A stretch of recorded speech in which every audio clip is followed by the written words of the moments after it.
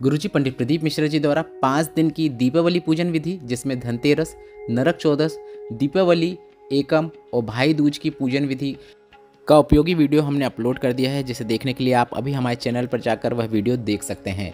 यह वीडियो 10 नवंबर, 11 नवंबर, 12 नवंबर, 13 नवंबर और 14 नवंबर 5 दिन की पूजा, जो कि गुरुजी पंडित प्रदीप मिश्रा जी के बताए अनुसार है, जिसे करके आप अपने जीवन में सुख समृद्धि ला सकते हैं, माता लक्ष्मी की विशेष कृपा प्राप्त कर सकते हैं। जीवन में धन संपदा वृद्धि के लिए आप इस वीडियो को जरूर देखिएगा। बढ़ते हैं आज के वीडियो की ओर। गुरुजी द्वारा श्री जी निकुंज अजीजपुरा कोशिकला मथुरा में श्री गोपीश्वर गोपी शिव महापुराण कथा 3 नवंबर से शुरू हो गई है। यह 7 दिवसीय शिव महापुराण कथा है, जो कि 3 से 9 नवंबर 2023 तक दोपहर के 2 बजे से 5 बजे तक आस्था और यूट्यूब के माध्यम से देखी जा सकती है।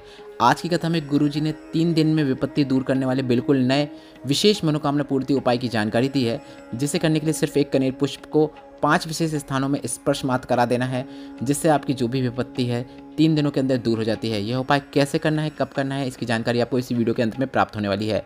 आज 8 नवंबर 6वें दिन की कथा में गुरुजी ने कुल 12 उपाय पत्र और उपयोगी जानकारियां दी हैं। सभी की जानकारी हम आपको इस वीडियो के माध्यम से दे देंगे। अगर किन्हीं कारणवश आपने आज की कथा नहीं सुन पाई है, तो पूरी कथा का रास्ता तो आपको इस छोटे से वीडियो से प्राप्त होने वाला है। पिछले वीडियो में हमने आपसे एक प्रश्न किया था कि कंस का वध करने के लिए कृष्ण जी ने जब महादेव का स्मरण किया था, तो महादेव किस रूप में प्रकट हुए थे? तो इसका सही उत्तर है रंगेश्वर महादेव। आज के वीडियो का प्रश्न इस प्रकार है, जो आपकी स्क्रीन में भी दिख रहा है। गोपी का रूप रखने पर महादेव क्या कहलाए? आपके ऑप्शन इस प्रकार है: ए गोपेश्वर महादेव, बी रंगेश्वर महादेव। आप इस प्रश्न का उत्तर अभी हमें कमेंट बॉक्स के जरिए भेज सकते हैं। हम इस प्रश्न का उत्तर आपको कल के वीडियो में जरूर बता देंगे। आज की कथा की जानकारियाँ और उपाय शुरू करने से पहले हम आपको वे उपाय बता दें जो गुरुजी ने इसी गोपेश्वर गोपी शिव महापुराण कथा में बताए हैं। सभी उपाय नए हैं, गुरुजी ने इससे पहले किसी भी कथा में इन उपायों को नहीं बताया था, इसलिए हम यह उपाय आपको वीडियो के माध्यम से करके बता रहे हैं, क्योंकि हमने पहले ही कह दिया था कि जो उपाय हमने करके नहीं बता पाए हैं, आज के वीडियो में हम आपको वे सभी उपाय वीडियो के माध्यम से समझा रहे हैं।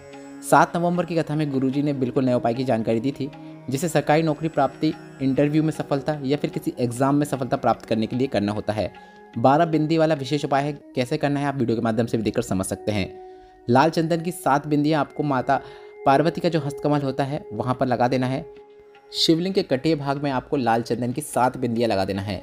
इसके बाद आपको पीले चंदन की 5 बिंदियाँ माता अशोक सुंदरी के स्थान पर लगाना है। आप वीडियो के माध्यम से देखकर समझ सकते हैं 7 बिंदियाँ कहाँ लगानी है और 5 बिंदियाँ माता अशोक सुंदरी के स्थान पर कहाँ पर लगानी है। इसके बाद 5 बेलपत्र भोलेनाथ की शिवलिंग पर आपको इस प्रकार से अर्पित करना है कि सभी बेलपत्र की डंडी अलग अलग दिशा में हो, मतलब कोई भी 2 बेलपत्र की डंडी एक दिशा में नहीं होना चाहिए। चारों ओर किसी भी दिशा में आप बेलपत्र को अर्पित कर सकते हैं। शिवलिंग के ऊपर अर्पित करना है, पर सभी की डंडियाँ अलग अलग दिशा में होना चाहिए। बस इतना ही करना होता है। यह उपाय आपको तब करना है जब आप पूरी मेहनत से पढ़ाई करें, पढ़ाई में कोई कसर ना छोड़ें। उसके साथ साथ भोलेनाथ पर विश्वास रखते हुए आपको इस विशेष उपाय को करना है। मात्र इतना कर देने से आपको एग्जाम में सफलता प्राप्त होगी, यह निश्चितता है। गुरुजी का बताया यह गोपेश्वर गोपी शिव महापुराण कथा का 7 नवंबर का सबसे विशेष उपाय है।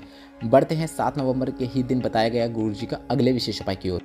गुरुजी ने अलग अलग दिशा में बेलपत्र अर्पित करने से जुड़े एक विशेष उपाय की जानकारी दी। गुरुजी ने कहा, शरीर में कोई रोग है, हृदय में कोई रोग है, गांठिया की समस्या है, घुटने में समस्या है, घुटना डॉक्टर ने बदलने को कह दिया है, तो आपको बेलपत्र की डंडी का मुख अलग अलग दिशा में रखते हुए रोज शिवलिंग पे अर्पित करना है।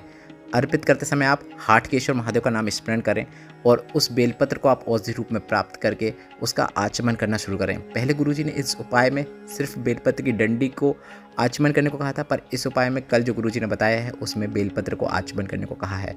मात्र 10 से 15 दिन ही करना है और इसके बाद आप डॉक्टर के पास जाँच कराने के लिए जाएँ, आपको लाभ जरूर देखने को मिलेगा।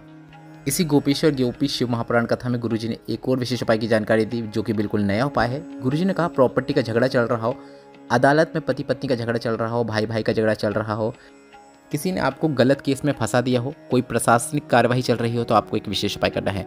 इस उपाय को करने के लिए आपको एक बेलपत्र, एक शमी पत्र, एक दूर्वा, एक कनेर का पुष्प, एक चावल का दाना लेकर बेलपत्र के पेड़ के नीचे पहुंच जाना है और आपको रंगेश्वर महादेव, कुंदकेश्वर महादेव, चंपेश्वर महादेव, इन तीनों महादेव का नाम स्मरण करते हुए बेलपत्र के पेड़ के नीचे की ही मिट्टी का उपयोग करते हुए एक ढेला को उठाकर छोटी सी लिंगनुमा आकृति बना देना है।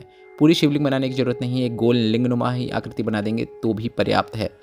उस पार्थिव शिवलिंग पे आपको पूजन करना है, मतलब यह सभी चीज़ें आपको अर्पित करना है। इसके बाद आपको जल अर्पित करना है। इसके बाद वहीं पर आप उसका विसर्जन कर सकते हैं, मतलब पानी डालकर आप वहीं पर उसे उसी बेलपत्र के पेड़ के नीचे विसर्जित कर देना है। पर आपको इस बात का ध्यान रखना है, विसर्जन से पहले आपको एक दीपक भी प्रज्वलित करना है। दीपक प्रज्वलित करने के बाद जब दीपक ठंडा हो जाए उसके बाद ही आपको उसका विसर्जन करना है। पर विसर्जन करने के पहले आपको बेलपत्र, शमीपत्र, दूर्वा, अक्षत, कनेर का पुष्प, जो चीज़ें आपने अर्पित की हैं वह सभी चीज़ें आपको प्राप्त कर लेना है, घर में लाकर किसी कपड़े में रख देना है और 20 से 21 दिन तक आपको अपने घर में ही उन सभी चीज़ों को रखे रहने देना है।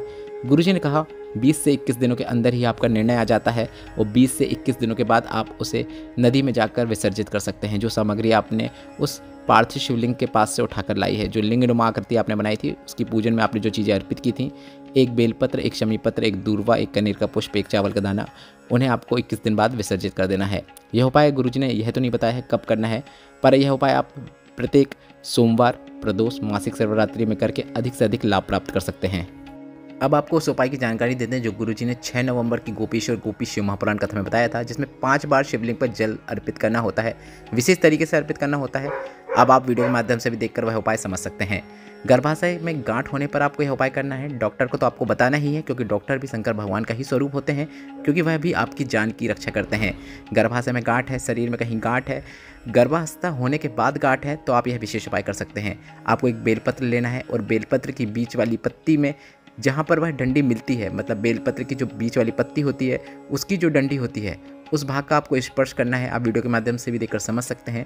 और इस बेलपत्र को आपको शिवलिंग पर अर्पित कर देना है। इस बेलपत्र को आपको अर्पित करते समय इस बात का ध्यान रखना है कि बेलपत्र की डंडी का मुख जलाधारी की ओर हो, मतलब उत्तर दिशा की ओर बेलपत्र की डंडी होना चाहिए। इस प्रकार से आपको शिवलिंग के ऊपर बेलपत्र को अर्पित करना है। इसके बाद आपने जो जल कलश में जल लाया है उस जल कलश का जल आपको 5 बार में इसी बेलपत्र के ऊपर अर्पित कर देना है। भोलेनाथ की 5 बेटियों का नाम लेते हुए अर्पित करना है। जया, विषहरा, शामली वाली, दोतली और देव, मतलब एक भोलेनाथ की बेटी का नाम लेकर एक बार जल अर्पित करें और ऐसे 5वीं बार में मतलब देव का नाम लेते हुए अंतिम बार में पूरा जल आपको शिवलिंग के ऊपर अर्पित कर देना है। बस इतना ही करना होता है। यह उपाय करने के बाद आप थोड़ा सा जल कटोरी में प्राप्त करें और उस जल को आप घर पे लाएं और उस जल का आचमन करें। 15 से 20 दिन तक आप यह उपाय करके देखें। इसके बाद आप जांच कराएं, आपको स्वयं पता चलेगा कि गांठ गल रही है और आपको लाभ मिल रहा है। भोलेनाथ की कृपा हुई तो आपको जरूर लाभ मिलेगा। यह विशेष उपाय आप कभी भी किसी भी दिन से शुरुआत कर सकते हैं, पर सोमवार से करेंगे तो काफ़ी अच्छी बात है।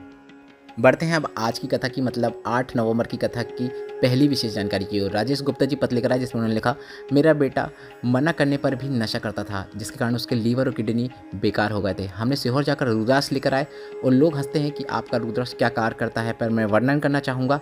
तांबे के कलश में जल भरकर उस रुद्राक्ष को डालकर रुद्राक्ष निकालकर रुद्राक्ष वाला जल शिवलिंग पर अर्पित कर देते, थोड़ा सा जल प्राप्त करते, औषधि रूप में प्राप्त किए हुए जल को बेटे को आचमन करा देते। आज मेरा बेटा हॉस्पिटल से छुट्टी हो गया है, उसके लीवर, किडनी, उसका स्वास्थ्य सब ठीक हो गया है। उसी का आभार व्यक्त करने हम कथा पंडाल में आए हैं। बढ़ते हैं आज की कथा की दूसरी विशेष जानकारी की ओर। शंकर भगवान का एक रूप है आशुतोष महादेव।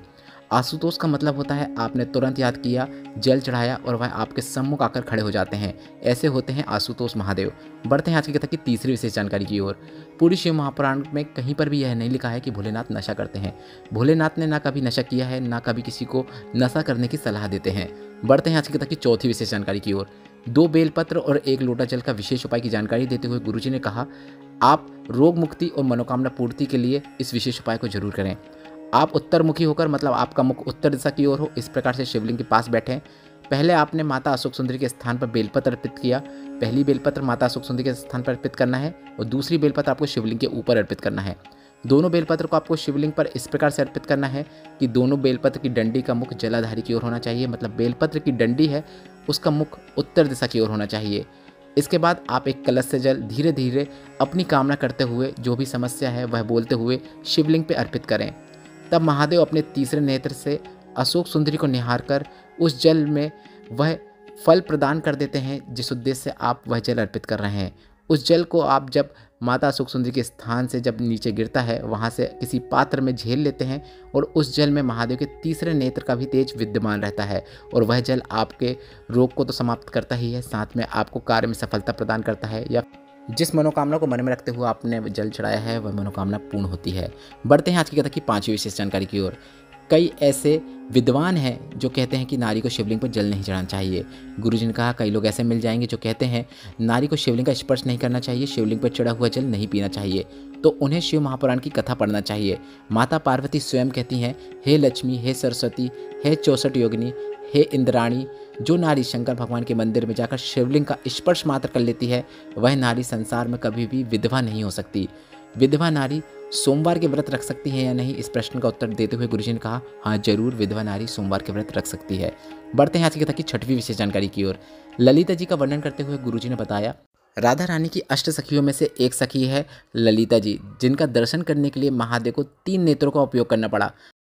तो आप स्वयं सोच सकते हैं, इस ब्रजरज की अध्याष्ट देवी, आराध्य देवी स्वयं राधा रानी के दर्शन करने के लिए देवताओं को कितने नेत्रों की आवश्यकता होती होगी। बढ़ते हैं आज की कथा की 7वीं विशेष जानकारी की ओर। सोनम जी पत्र लेकर आई, जिसमें उन्होंने लिखा, संतान नहीं थी, संतान के योग नहीं बन रहे थे, डॉक्टर ने भी मना कर दिया था, लोग बांझ तक कहते थे। शिव महापुराण के अंतिम दिन की कथा पंडाल में बैठकर सुनी। उस पंडाल में जो रज थी, उस रज को पेट पे लगाते हुए बाबा से निवेदन किया, संतान नहीं है, सब बांझ बोल देते हैं, आपके ही भरोसे हूँ, आपको ही संतान देना है। मात्र इतना किया और 4 महीने के अंदर गर्भ ठहर गया।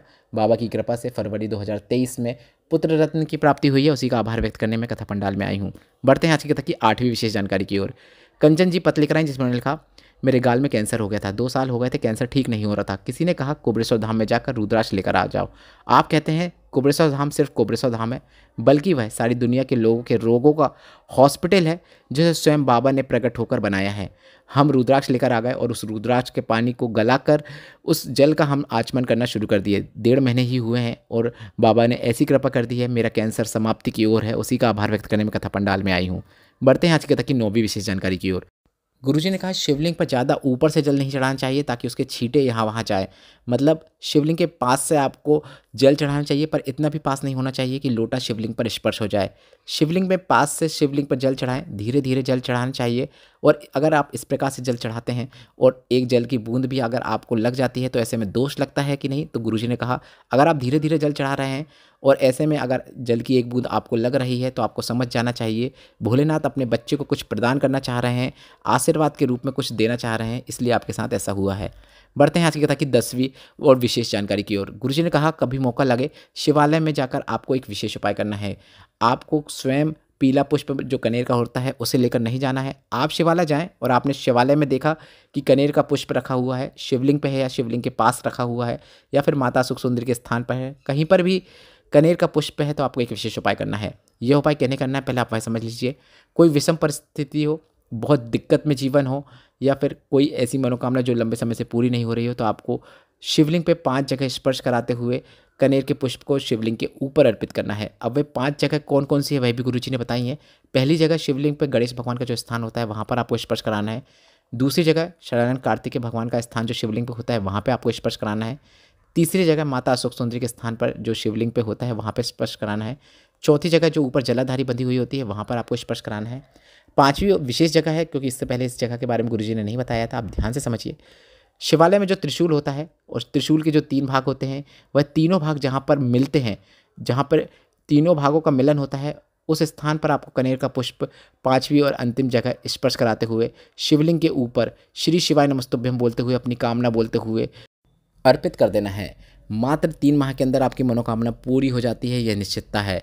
अगर विपत्ति बड़ी है तो गुरुजी ने कहा मात्र 3 दिन में आपकी विपत्ति दूर हो जाएगी। यह विशेष उपाय आप कभी भी किसी भी दिन कर सकते हैं। यह उपाय हम आपको कल के वीडियो के माध्यम से करके बताएंगे ताकि उपाय आपको आसानी से समझ में आ सके। बढ़ते हैं 11वीं विशेष जानकारी की ओर। ब्रजभूमि में ललिता कुंड है, जिनके पास में ललितेश्वर महादेव हैं।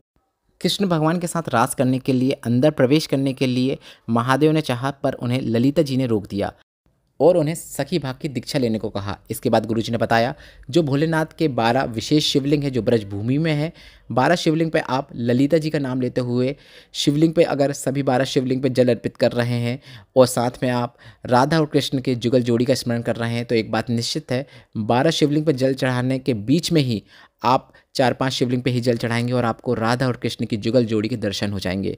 इसके बाद गुरुजी ने बताया कि महादेव ने कहा, आप हमें सखी भाव की दीक्षा देंगी। तो ललिता जी ने कहा, मेरे में इतना सामर्थ्य नहीं है कि मैं आपको दीक्षा दे सकूं। मैं जानती हूं आप सबके हृदय में निवास करते हैं, तो मैं आपको अपने हृदय में बैठाकर आपके द्वारा आपके मुख से सखी भाव की दीक्षा आपको प्रदान करने की अनुमति देती हूँ। इस प्रकार से गुरुजी ने आज की कथा में जानकारी दी। बढ़ते हैं 12वीं और अंतिम विशेष जानकारी की ओर। गुरुजी ने महादेव के कुछ विशेष नामों की जानकारी देते हुए कहा कि उनका नाम मात्र लेने से जीवन के कष्ट दूर होना शुरू हो जाते हैं। भीमा शंकर का नाम लेने से हमारे जीवन में जितने भी हमारे भीतर अहम है वह दूर हो जाता है। त्र्यंबकेश्वर महादेव का नाम लेने से हमारे अंदर त्रिनेत्रधारी का बल उत्पन्न हो जाता है। केदारेश्वर महादेव का नाम लेने से जीवन की बाधाएं कटने लगती हैं। इस वीडियो में बताया गया उपायों से संबंधित अगर अभी भी आपके मन में कोई प्रश्न है तो वे प्रश्न आप कमेंट बॉक्स के जरिए पूछ सकते हैं। मेरे द्वारा दी गई जानकारी अगर आपको थोड़ी सी भी उपयोगी लगी हो तो इस वीडियो को लाइक करके कमेंट बॉक्स में हर हर महादेव जरूर टाइप कीजिएगा। श्री शिवाय नमस्तुभ्यम। हर हर महादेव।